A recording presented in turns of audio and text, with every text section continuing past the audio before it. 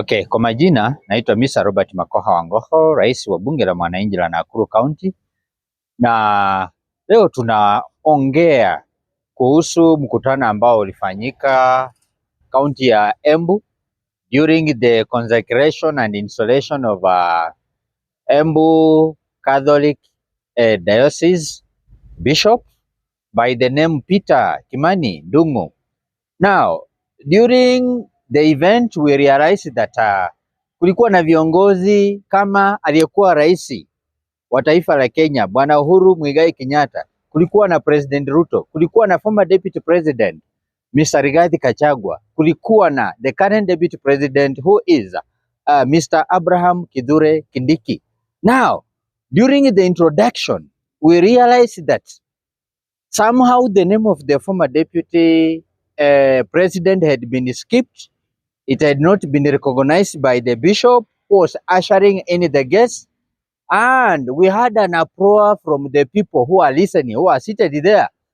And that one brought some confusion until the bishop who was ushering in had to retract back and also recognize the presence of former deputy president Rigathi Gachagua.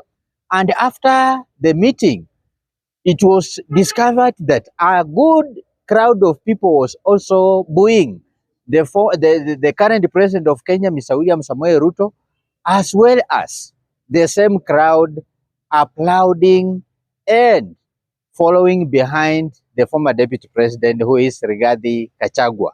What does that message contain? Or why did all that happen? So that is a clear indication that the people from the mountain region are still supporting the former deputy president Rigathi Gachagua. And at the same time, when the president was also speaking and endorsing SHA, the Social Health Authority, in the same meeting, we had people shouting at him and booing him. So that is also a clear indication that something is being forced to the people, to their throat, without their own approval from heart, which is very wrong. So, what can we learn from all those events which I've just mentioned? It is clear that the king of the mountain, if not Uhuru Kenyatta, because he was also applauded, then obviously it is Rigathi Gachagua who is still the boss, and not Kithure Kindiki, and not William Samoei Ruto, as opposed to what Ruto administration was thinking that if by endorsing Kithure Kindiki, they maintain their support base at the Mount Kenya region. For you to prove that, the meeting was happening in Gema. Gema is Embu. Embu is part of Gema, my friend. And if it is Gema that has produced a deputy president, Kithure Kindiki, then why do you think the people are reacting in such an irritating manner when the president was talking? That is an indication that hawakupendelea mtoto wao atupwe nje kama muda wao wa miaka 5 haujaisha. Again, same people were speculating that and complaining that if at all the grounds which sent Gachagua home were tribalism and corruption, then why will there be someone of the caliber of Kithure Kindiki, because the president had also chosen or nominated him on a tribal ground? So if it is tribalism, at the same time, President William Samoei Ruto from history is known more to be tribalistic. At the same time, he is a corrupt individual, courtesy of the files or the history that we have had him right from the time he was serving as a member of parliament of Eldoret North, a deputy president of the Republic of Kenya. Those two occasions indicate that Ruto has also been implicated in corruption cases. And when you look at the administration as he's serving as the president of Kenya, it clearly shows that William Samoei Ruto is a tribal man. So it was wrong for Gachagua to go. That one came days after a complaint had been launched by the Association of the Bishops in Kenya, or the Kenya Conference of Catholic Bishops, which came out to condemn the administration of William Samoei Ruto, where it said that the kind of manifestos which the president had actually delivered during the campaign period, none of them had been implemented fully. They mentioned the issue of the high cost of living. They mentioned the collapse of Medicare system, whereby they said that social health authority was not realistic to the people. They also mentioned about the abductions and the extrajudicial killings to those people who are opposed to William Samoei Ruto government. So we saw some reactions from William Ruto allies, led by Kapsaret Member of Parliament, Mr. Oscar Sudi, who came out to say that Muheria was a man who was a tribal bigot because he was only supporting people who are from the mountain region. And then people started questioning, why will Mr. Sudi make such like utterances at a time we knew very well that it was not only Muheria who came out to complain or to read the statement to the public. Muheria was just one amongst the 28 bishops. Amongst them, Mr. Kimengiji from the Diocese of Eldoret, Mr. Kinyo from the Diocese of Nairobi, Mr. Kinama from the Diocese of Bungoma, and of course Muheria himself from Nyeri. Why did the Sudi choose out only one man from Nyeri? Could it be, or could it have been that in Nyeri he directed his anger to Muheria because the former deputy president came from here and they totally want to shut the region completely so that nobody mentions the name of Gachagua? Or why will a person of the caliber of Sudi come out only to show direct fight to that bishop by the name Anthony Muheria? So, that one aside, 2 days ago, after the ordeal had taken place, we have also seen some other denominations led by that one of the Muslim community, followed by the Anglican Church and the Etal. They have backed up their colleagues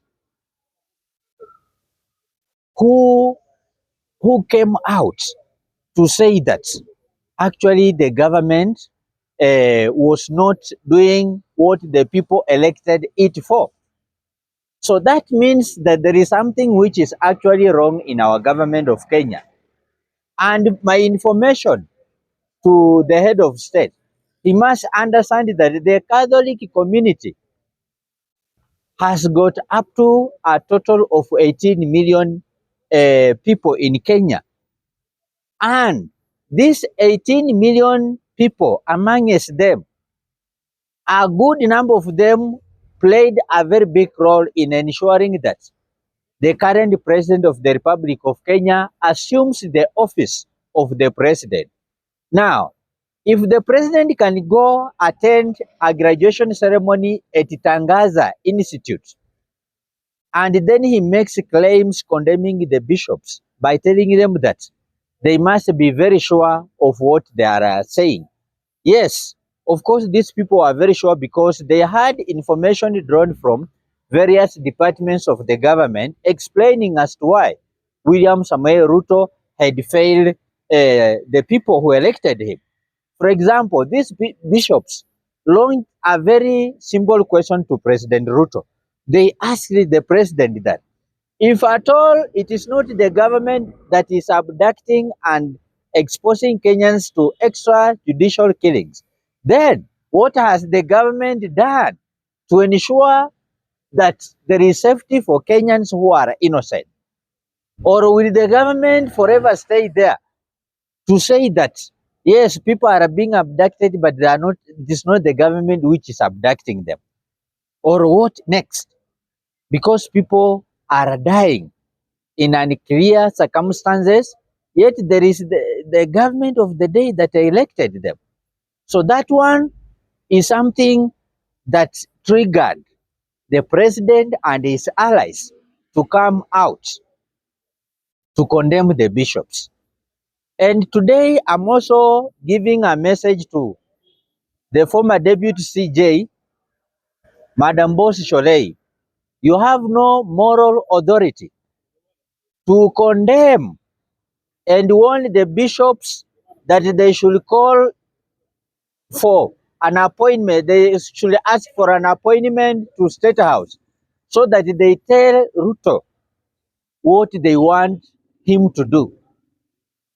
The president knows very well his duties to Kenyans, and therefore not everyone will go to State House to say or to state the observations on the accountability of the government in its duties.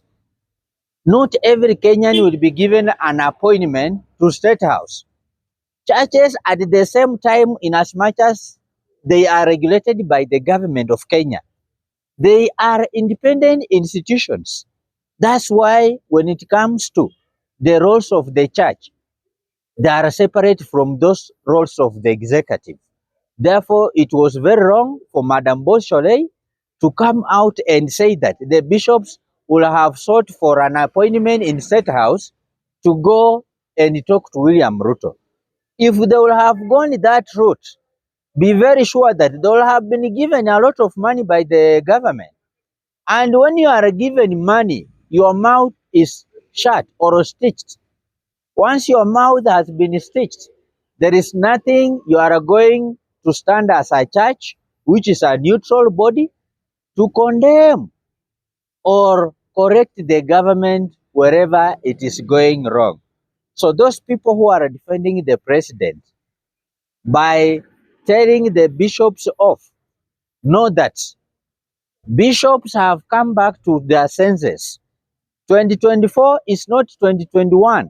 You people used to carry the brown envelopes to the churches to coerce them, to befriend them, just to carry their minds with money. Right now, these people seem to have come to their senses and they are ready to stand with the Kenyans. So the best the President of the Republic of Kenya can do is to ensure that they are doing things in line with the Constitution of Kenya.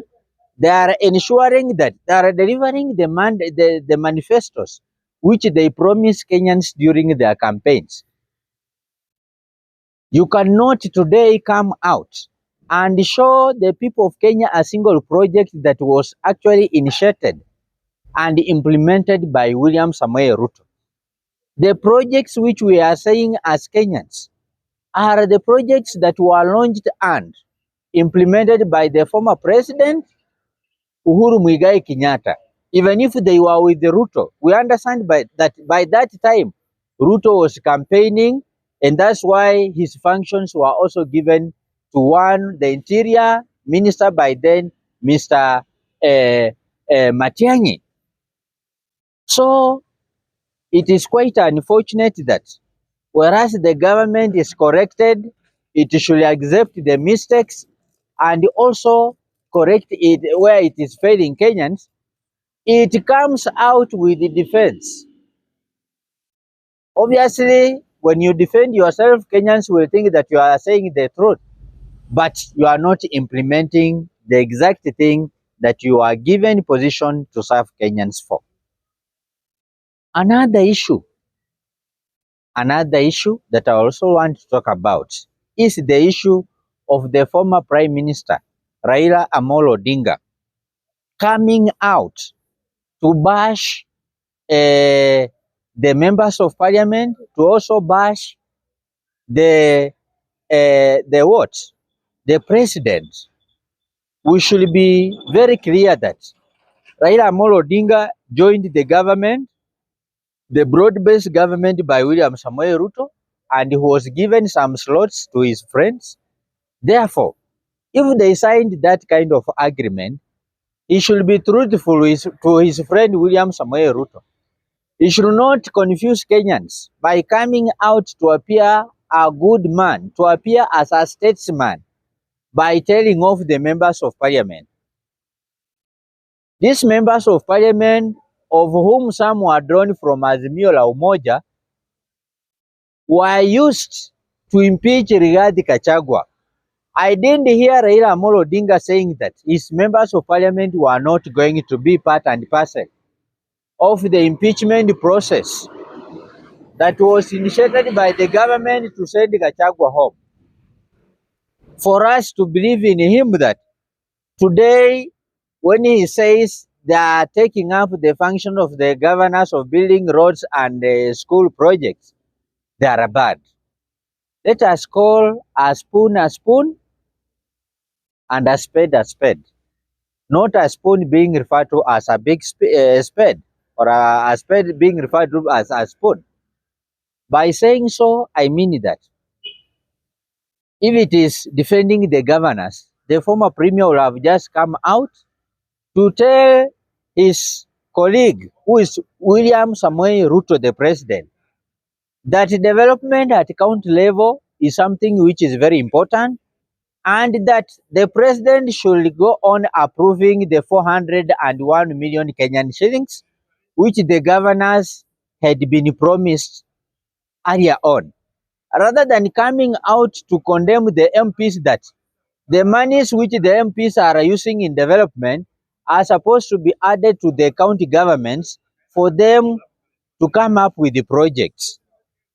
I believe Raila Amolo Odinga was saying so just to appear as good as he is, so that when he goes to the AU, should any kind of question pop up about what he's doing back at home as the leader of the opposition, then he'll have that one as defense point. Quite unfortunate.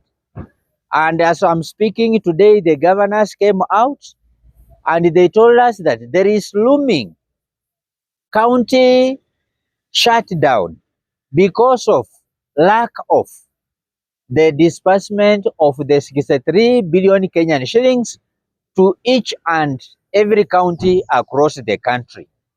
So William Samoei Ruto should just accept to fund the counties as it is in the law, but it should not appear as if he is giving a favor or extending a favor or a helping hand to the counties. Devolution should be respected, and our governors should be given money for them to be able to initiate projects and also implement the same projects which they will have initiated.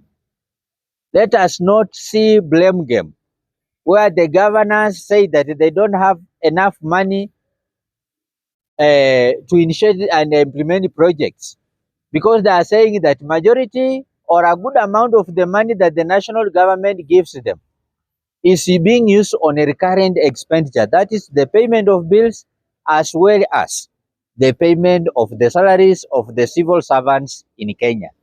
Therefore, it is high time the government of Kenya woke up and gave the governors a good share of the money that is stipulated in the budget of the Republic of Kenya.